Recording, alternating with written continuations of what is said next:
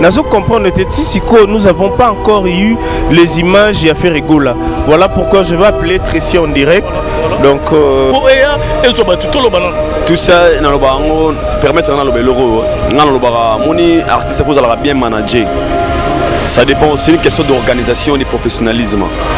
Faire Egola za grand Martin dans le bango mille fois, maintenant vouloir rater. Faire za grand mais il a un problème très sérieux au niveau de l'administration. La bande les sous faire Egola za grand. Mais on a un problème à casse au niveau de l'administration. Comment faut-il se faire qu'héritier à Kei mais il y a Kété? Héritier à Kei, tout le monde va vidéo. Tout le monde, tous les artistes héritiers. Au moment où je parle même, il vient de jour à Zakuna. Mais pourquoi faire à Kété? Est-ce que c'est vrai que faire était invité, pardon? Il faut se poser des questions. Est-ce que c'est vrai que faire Azala qui est vraiment invité? S'il était invité, et l'on est salé qui a Kénété, pourquoi faire rater vol? Pourquoi faire rater vol? Il faut se poser des questions. Et l'on est salé qui fait rater vol. Au moment où il y a un héritier, il y a une invitation, il y a une prestation. Comment mort Kénété? C'est une question d'organisation. Donc soit rater vol, cela veut dire que voilà rater vol quand on a des causes. Ils ont raté au retard, tout au rempli au moins bouyé. Pour rater vol, moi j'ai pour arrêter ce que pourquoi.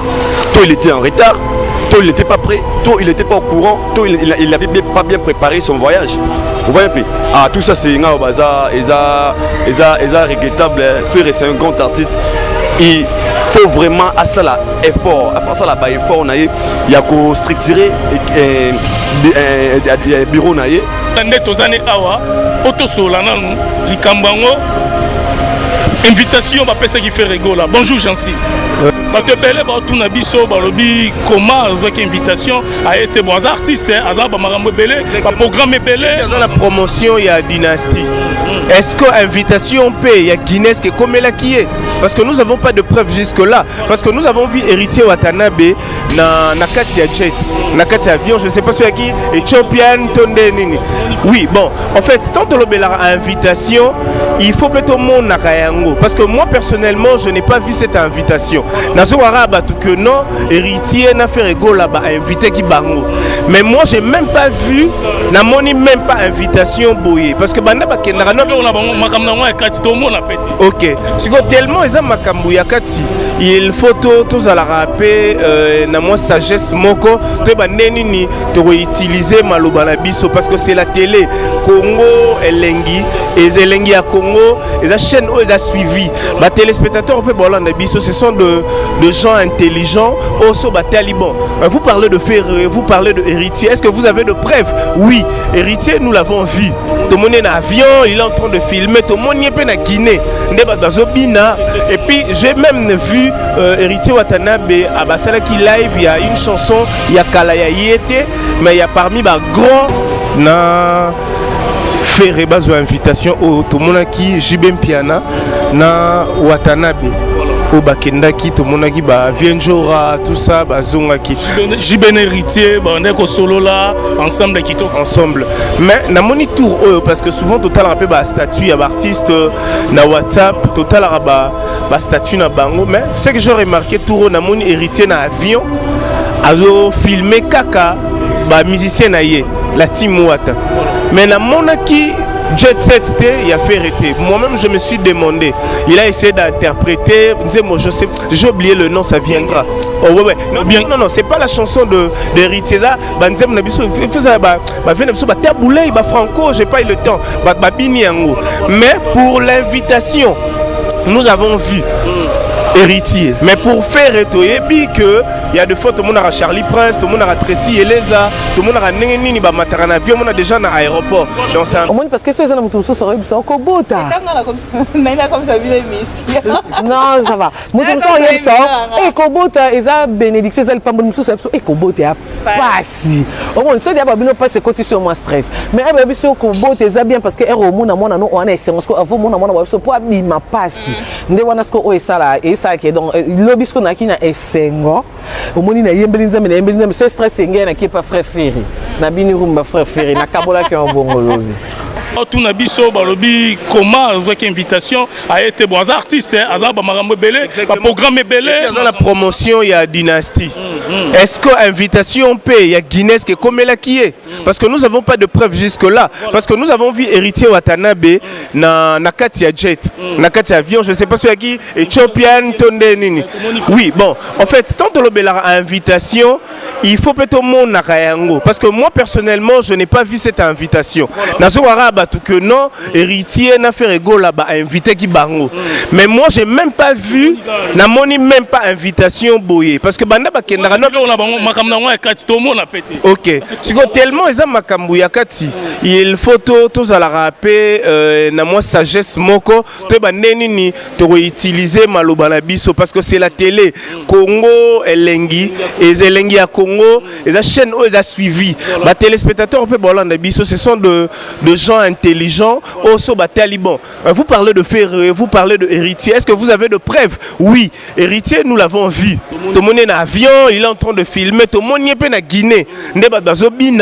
Et puis j'ai même vu héritier Watanabe à Basalaki live. Il y a une chanson, il y a Kalaya Yete, mais il y a parmi les grands artiste de la République démocratique du Congo. Il a essayé d'interpréter, j'ai oublié le nom, ça viendra.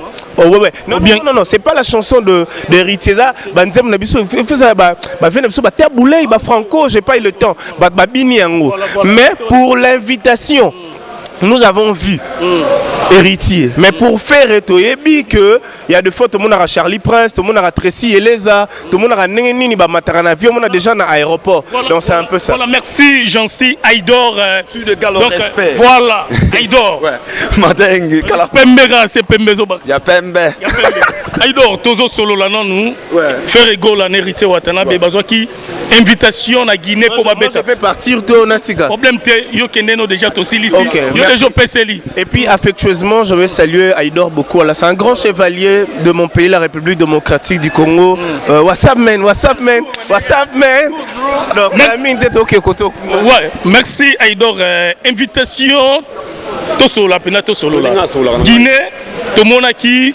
Héritier Watanabe na Jibem Piana babengse bango na Guinée bakenda ki ensemble bazongi po batinda radio privé ko zo bango tout peu invitation ya ki fait rigola na héritier fa bakende Guinée mais to monika ka présence ya héritier Watanabe fait rigola netozo ka raté vol akebwe mais to bige jet ne muteyaka est-ce que batobele babengi so bolo belango non to zana besoin artiste na biso faire epé abeta po omoni faire makambo za mo belé dynastie yango e utobima aza mo likoli pour la promotion, Marambo Belé Solandi. Mais tout Solano Likambo, il y a Guinée. Est-ce que des artistes Nabiso Babengi Bango, moko pas qu'on raté vol ou bien jet privé, il faut et so tout le banan. Tout ça dans le bango permettre dans le beloro, dans le bara moni artiste faut alors bien manager. Ça dépend, c'est une question d'organisation et de professionnalisme. Faire rigoler à grand Martin dans le bango mille fois, maintenant vouloir rater. Faire à grand mais il a un problème très sérieux au niveau de l'administration. La bande les faire rigoler à grand, mais on a un problème à casse au niveau de l'administration. Comment faut-il se faire héritier à Kei mais il y a Kété? La Guinée. Héritier à Guinée, tout le monde va vidéo, tout le monde, tous les artistes musiciens héritiers. Au moment où je parle même, il vient un jour à Zakuna. Mais pourquoi faire à Kété? Est-ce que c'est vrai que faire était invité, pardon? Il faut se poser des questions. Est-ce que c'est vrai que faire Azala qui est vraiment invité? S'il était invité, et l'on est salé qui a été, pourquoi faire rater vol? Pourquoi faire rater vol? Il faut se poser des questions. Et l'on est salé qui fait rater vol. Au moment où il y a un héritier, il y a une invitation moko, il y a une prestation moko. Comment mort était? C'est une question d'organisation. Donc soit rater vol, cela veut dire que voilà rater vol quand on a des causes. Ils ont raté au retard, tout au rempli babou au mois bouété.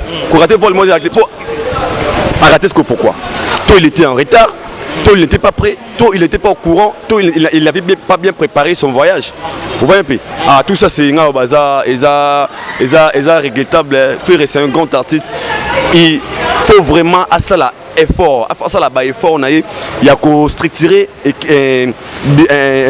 bureau pour trouver une professionnalité.